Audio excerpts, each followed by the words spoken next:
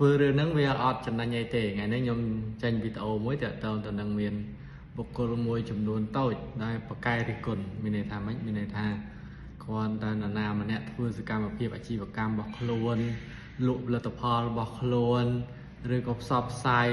របស់ខ្លួនឬក៏ប្រើវិធីសាស្ត្រកំប្លែងនៅក្នុងការ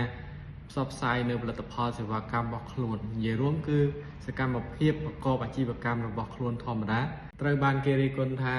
អត់គិតទៅដល់ជាតិអត់គិតទៅដល់កងទ័ពអត់គិតទៅដល់ជនភេសកជាដើមឡើយបងប្អូនត្រូវចាំថាជាតិក៏យើងគិតជនភេសកក៏យើងគិតប៉ុន្តែបើសិនជាបងប្អូនខ្សោយម្នាក់ទៀតមានន័យថាអាជីវកម្មរបស់បងប្អូនមានបញ្ហាមួយទៀត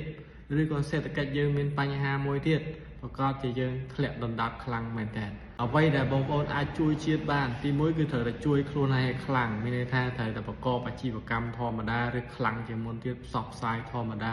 ធ្វើម៉េចឲ្យសេដ្ឋកិច្ចរបស់ប្រទេសជាតិរបស់យើងនៅបន្តដំណើរការធម្មតាបន្ទាប់ពីយើងមានលុយមានកាក់ហើយបានយើងយកលុយទាំងអស់ហ្នឹងអាចជួយដល់ជាតិបានប្រសិនបើយើងអត់លុយឬក៏អាជីវកម្មមានបញ្ហាប្រកបជាអត់អាចជួយជាតិបានហើយសម្រាប់អ្នកដែលរិះគន់ក៏គួរពិចារណាឡើងវិញព្រោះវាអត់ចំណេញអីទេនៅពេលដែលយើងអត់ប្រកបអាជីវកម្មទៀតឬក៏ធ្វើឲ្យប្រព័ន្ធសេដ្ឋកិច្ចរបស់យើងមានបញ្ហាទៀតមានន័យថាអត់មានការដោះដូរទំនិញកើតឡើងនៅក្នុងប្រទេសឬក៏សេដ្ឋកិច្ចមានបញ្ហាគឺ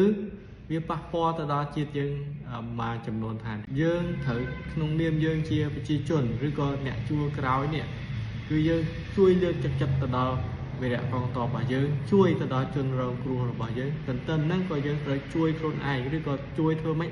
ឲ្យសកម្មភាពសេដ្ឋកិច្ចរបស់យើងនៅបន្តដំណើរធម្មតាទៅមុខទៀតឬចម្រើនទៅមុខទៀតទើបយើងអាចឈ្នះខ្មាសត្រូវរបស់យើងបាន